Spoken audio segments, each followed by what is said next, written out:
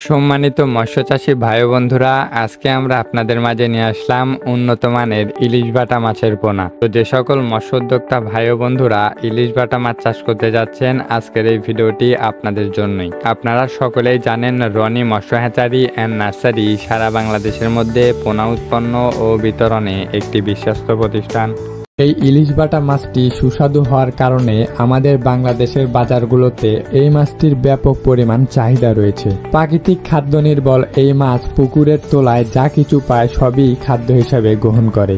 এই ইলিশ বাটা মাছ চাষের ক্ষেত্রে প্রতিদিন পুকুরে পরিমিত কাঁচা গোবর দিতে পারলে এই মাছটিকে 2 থেকে 3 মাসেই বাজারজাত করা যায়। মিশ্র চাষে এই মাছ সম্পূরক খাদ্যেও ভাগ বসায়। এই মাছের প্রতি কেজি ডিম থেকে রেণু প্রাপ্তির সংখ্যা প্রায় 2.5 থেকে 3 লক্ষ।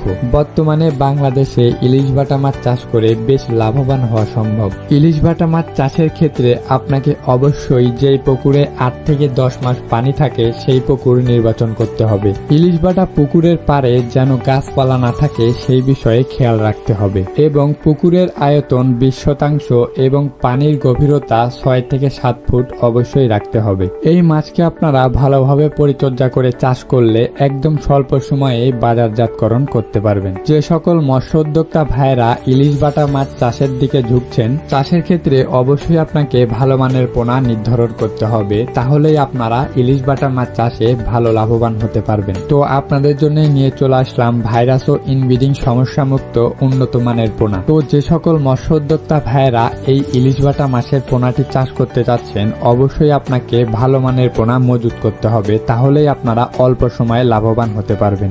একমাত্র আমাদের কাছ থেকেই উন্নত মানের ইলিশ বাটা মাছের পোনা ক্রয় করতে পারবেন। বাংলাদেশের যে কোনো প্রান্ত থেকেই আপনারা অর্ডার করে আমাদের কাছ থেকে সকল ধরনের পোনা ক্রয় করতে পারবেন।